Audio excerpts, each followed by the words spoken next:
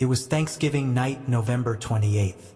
A chilly Thursday in Los Angeles. My name is Nicole, and like many families across the city, we were gathered around the dining table enjoying the warm glow of family and food. The smell of roasted turkey and pumpkin pie filled our house, blending with laughter and clinking dishes. My mom had outdone herself this year. Her stuffing was perfect, and even my picky little brother Max couldn't stop eating. Dad was telling one of his usual jokes mid-sentence when the loud knocking shattered the moment. It wasn't a polite knock, but heavy and urgent, rattling the front door. Everyone froze. We weren't expecting anyone. My dad frowned, setting down his fork. Mom whispered, "Who could that be at this hour?" "I'll get it," Dad said, pushing back his chair. My little brother Max watched wide-eyed from his spot next to me. I remember holding my breath as Dad walked toward the door. When he opened it, there stood an old man bundled in a tattered coat. His face was gaunt, his cheeks hollow, and his gray beard was scraggly. He looked frail, like he hadn't eaten in days. "Please," the man said, his voice raspy and weak. "I haven't eaten in 2 days. I'm homeless, and I don't know where else to go." My heart sank. He looked so pitiful, standing there in the cold. Mom walked over to the door and glanced at Dad. They exchanged one of those silent looks parents have, the kind that says everything without words. "We can't just leave him out there," Mom said softly. Dad nodded reluctantly. "All right, come in," he told the man, stepping aside to let him into the warmth of our home. The man smiled faintly, almost sheepishly, and shuffled inside. He seemed harmless enough, just another unfortunate soul down on his luck. "Thank you," he muttered, glancing around our home as if couldn't believe his eyes. Mom set a plate for him, and he sat at the table hunched over, like he didn't belong there. We all returned to our seats, though the atmosphere wasn't quite the same. I tried to eat, but I kept glancing at the man. His hands trembled as he shoveled food into his mouth, eating like he hadn't seen a meal in years. For a while we just let him eat in silence. Then far off in the distance we heard it, a police siren.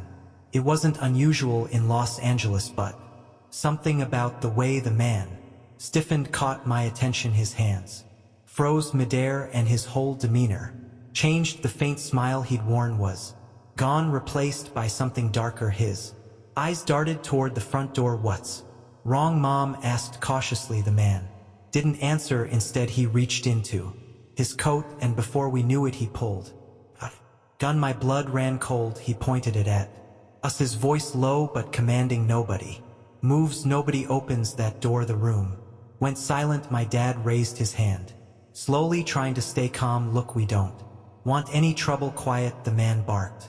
His voice was different now, sharp, menacing. He wasn't the frail, helpless man we'd let in. This was someone dangerous. I sat frozen, my heart pounding so loudly I thought he might hear it. My mom grabbed my hand under the table, squeezing it tightly. I could feel her trembling. Max wasn't at the table anymore. He'd gone to the bathroom a few minutes before. The man had shown his true colors. I didn't dare look toward the hallway, afraid the man might notice, but I hoped Max had the sense to stay hidden. The siren grew louder, closer. The man's eyes flickered toward the door again. He was growing more agitated, his grip on the gun tightening. "If anyone makes a sound," he growled. I'll Before he could finish, a soft creak came from the hallway. My heart sank. Max, he must have moved, but I couldn't turn to see him. The man's head snapped toward the noise, and for a moment I thought he was going to get up. Then we heard it, a faint click. Front door. Max must have managed to open it. The man's face twisted in fury, and he bolted toward the door. "No," he yelled, but it was too late. As he yanked the door open, he froze, standing there. Were two police officers, guns drawn. "Drop it," one of them shouted. The man hesitated, his hand twitching as if he was deciding whether to shoot or run, but the officers didn't give him a chance. They moved in quickly, grabbing him and wrestling him to the ground. The gun clattered to the floor. Out of his reach, the man let out a string of curses as they cuffed him. I finally exhaled, realizing I'd been holding my breath the whole time. Max peeked out from the hallway, his face pale but determined. One of the officers noticed him and gave him a reassuring nod. "Good job, kid," he said. It was only after the man was hauled outside that we learned the full story. One of the officers stayed behind to talk to us, his tone serious but kind. "You're lucky," he said. "This guy's been targeting families.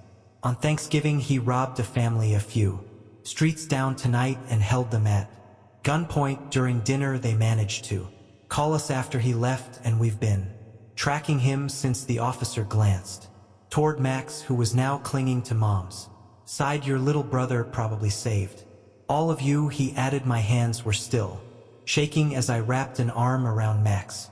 "You're a hero," I whispered, and for once he didn't argue or tease me, he just ed. Later that night, after the police left and the house finally quieted down, we sat together in the living room, too shaken to return to the dining table. The leftovers went untouched. I kept thinking about how close we'd come to something terrible, how easily the night could have ended differently. Before we get into the next story, if you come for the first time, please make sure to subscribe to our channel and press the bell icon for upcoming scary stories. We need your support. Please share these stories with your friends and family. Thanks. In 2019, my family decided to invite our new neighbor Justin to Thanksgiving dinner. Justin seemed like a kind man. He lived alone in the small house across the street. He had a friendly smile and always waved when he saw us. My mom thought it would be nice to include him in our holiday celebration since he didn't seem to have any family nearby. Thanksgiving was cozy, with the smell of turkey filling the house. Justin arrived right on time, holding a small pie he had baked himself. He thanked my mom for inviting him and sat at the table with the rest of us, me, my little brother, my dad, and my mom. He didn't talk much at first, mostly listening while we shared stories and laughed, but as the evening went on, something felt strange. Justin started bringing up details about us that we hadn't shared with him. He mentioned my dad's work schedule and commented on my brother's habit of leaving his bike in the yard. He even knew the exact color of my mom's car, including the small scratch near the back tire. It wasn't just friendly neighbor talk, it was specific, like he had been paying close attention. For a long time we laughed it off, assuming maybe he'd just been observant. My mom didn't want to make him feel uncomfortable, so we didn't say anything about it. The dinner ended without incident and Justin thanked us for a lovely evening. We watched him walk back to his house, disappearing into the darkness. A few days later, my mom was in the living room folding laundry when she noticed something odd. Justin was standing near his window staring at our house. In his hands he held a camera. He was pointing it straight at us. My mom froze, unsure of what to do. She closed the curtains quickly and called my dad, who was still at work. He told her to keep the doors locked and not to worry, it was probably nothing. But it wasn't nothing. Over the next week we spotted Justin out inside his house more often, always watching. Sometimes he would stand near his front porch and wave like everything was fine. Other times he'd linger by the mailbox, looking toward our house. My dad brushed it off as Justin being lonely, but my mom seemed uneasy. She started double-checking the locks every night before going to bed. One night when my dad was working late, my mom was home alone. It was stormy outside with rain pounding against the windows. I was staying at a friend's house and my brother was asleep. Upstairs, our dog Bendy, a little beagle with a loud bark, was lying near the fireplace. Suddenly Bendy sprang up and started barking like crazy. He ran to the front door, growling and scratching at the wood. At first my mom thought it was just the storm, but then she heard it. Footsteps outside, slow and deliberate, crunching against the wet gravel. Her heart raced as she peeked through the curtains. Justin was standing in the garden near the side of the house. His clothes were soaked from the rain, and in his hand he was holding something. It was too dark to see what it was grabbing in. Umbrella, my mom decided to confront him. She opened the back door cautiously, letting Bendy rush out ahead of her. Justin, she called out over the sound of the rain. He didn't answer. Instead, he took a step closer, his face partially hidden by the shadows. Whatever he was holding in his hand glinted briefly in the dim light. Panic set in, and my mom ran back inside, cling the door shut behind her. She locked it and leaned against it, her breath coming in short gasps. Justin started knocking on the door softly at first, then harder. Please, he called out, I need your help, let me in.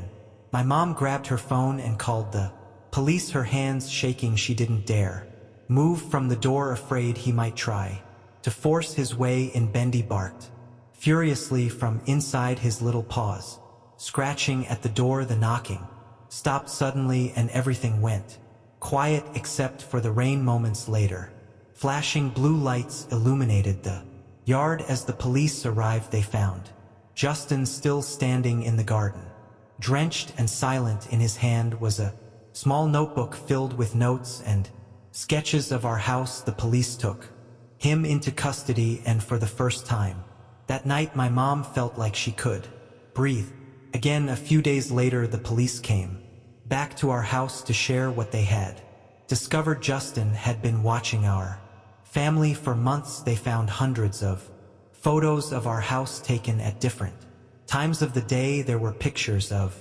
us in the yard, pictures of the windows, and even pictures of my brother riding his bike. His notebook was filled with details about our daily routines, like when my dad left for work and what time the lights went out at night. The worst part was that the police couldn't figure out his real intentions. There were no obvious plans written down, no threats, just an eerie collection of observations and photos.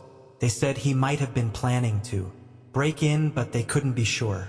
Justin never came back to his house. The police said he was being evaluated by professionals, but we didn't ask for more details. My mom insisted we get new locks and security cameras, and my dad agreed without hesitation. From that point on, we were more cautious. Curtains stayed closed, and we always made sure the doors were locked. Thanksgiving has always been my favorite holiday. It's the one time of year when our family comes together in our old farmhouse, a relic of the past, sitting on acres of fields and surrounded by dense woods. The house belonged to my grandparents, who passed it down to my father. Every year we'd gather there to eat, laugh, and share stories. But last Thanksgiving something happened, something I still can't explain. The day started as usual. My parents, my younger brother Jason, my uncle Frank, and I arrived at the farmhouse around noon. The house looked the same as always, a sturdy but aging structure with its creaky wooden floors and faint smell of old wood. It was comforting in a way, nostalgic. The early part of the day was normal. My mom and Uncle Frank took over the kitchen while Jason and I ran around outside. The cold November air nipped at our faces as we played catch in the open field behind the house. I remember looking at the house, its windows, catching the soft glow of the setting sun. For a moment I thought I saw something in the upstairs window, just a flicker of movement. I brushed it off. It was probably the curtain swaying or a shadow from a tree. As evening fell, we all gathered in the dining room for the big Thanksgiving meal. The room was warm, lit by a chandelier that flickered, occasionally adding to the old world charm. We laughed over stories of past holidays and stuffed ourselves with turkey, mashed potatoes, and pumpkin pie. But as the night wore on, I started to feel off. It was hard to explain, like the air in the house had grown heavier. It wasn't cold exactly, but there was a chill that seemed to creep up from the floorboards. I noticed Jason kept glancing toward the hallway that led to the stairs. When I asked him if he was okay, he shrugged and mumbled something about hearing creaks. After dinner, we settled into the living room to watch a movie. My dad lit a fire in the old stone fireplace, and the flickering flames cast shadows across the walls. It was cozy, but That uneasy feeling lingered. The creaks Jason mentioned became more noticeable. Soft rhythmic sounds like footsteps, coming from the second floor probably.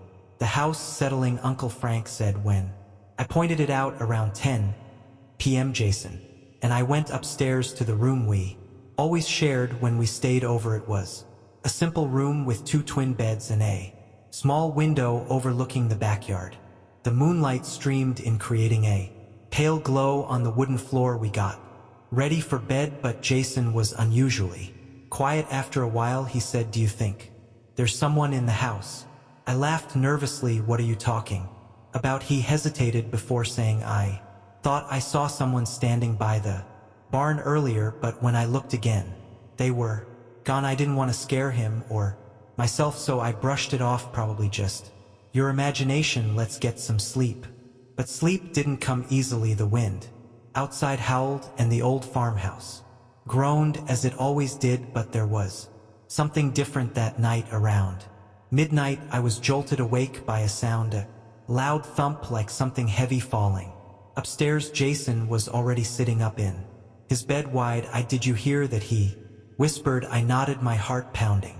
"Stay here, I'll go check." I grabbed my phone and turned on the flashlight. The hallway outside our room was dark and silent, but the uneasy feeling was back, stronger than before. I tiptoed toward the stairs leading to the attic. That's where the sound had come from. The attic door was slightly ajar, swaying gently as if it had been pushed open moments ago. I shined my flashlight up the narrow staircase, the beam catching the dusty wooden steps and cobwebs clinging to the low ceiling. "Hello," I called out, my voice trembling. No answer, just the wind whistling outside and the faint creak of the attic door. I climbed the stairs slowly, each step creaking under my weight. When I reached the top, I pushed the door open wider and peered inside. The attic was cluttered with old furniture, boxes of forgotten belongings and piles of blankets. Everything was still, but the air felt wrong, oppressive. I was about to turn around when I saw it. In the far corner of the attic, near an old rocking chair, stood a shadowy figure. At first I thought it was just a trick of the light or my eyes playing tricks on me, but then it moved. It wasn't walking, it was gliding, unnaturally smooth. The figure was tall and featureless, just a dark silhouette against the dim light filtering through the small attic window. I froze, my breath caught in my throat. The figure stopped and turned toward me. Though it had no face, I felt an overwhelming sense of dread, like I was being pulled into a black hole. My legs refused to move, and for a moment all I could do was stare. Then, without warning, the figure darted toward me. It didn't make a sound, but its sudden movement snapped me out of my paralysis. I turned and bolted down the stairs, nearly tripping over my own feet. Jason was waiting for me at the bottom of the stairs, his face pale. "What happened? What did you see?" Just go downstairs," I yelled, pushing him toward the living room. By the time we got there, the rest of the family was awake, alarmed by the noise. I tried to explain what I'd seen, but I could tell they didn't believe me. My dad and Uncle Frank went to check the attic, but they found nothing, no shadowy figure, no sign anyone had been up there. We ended up staying in the living room for the rest of the night, too scared to go back upstairs. I didn't sleep at all, every creak and gust of wind making my heart race. The next morning we packed up and left earlier than usual. As we drove away, I glanced back at the farmhouse. For a moment I thought I saw something or someone standing in the upstairs window watching us leave. I haven't been back to the farmhouse since that night, and I don't think I ever will. Whatever I saw in that attic wasn't human, and the thought of it still gives me chills. Thanksgiving will never feel the same again.